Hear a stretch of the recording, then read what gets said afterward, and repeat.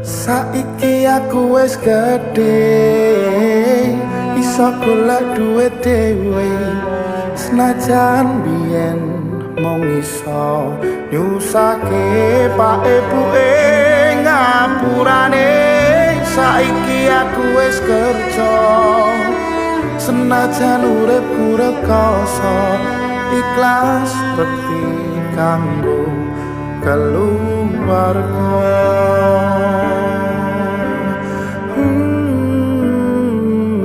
Aku iki anak lanang, kerjaku mung turut dalan.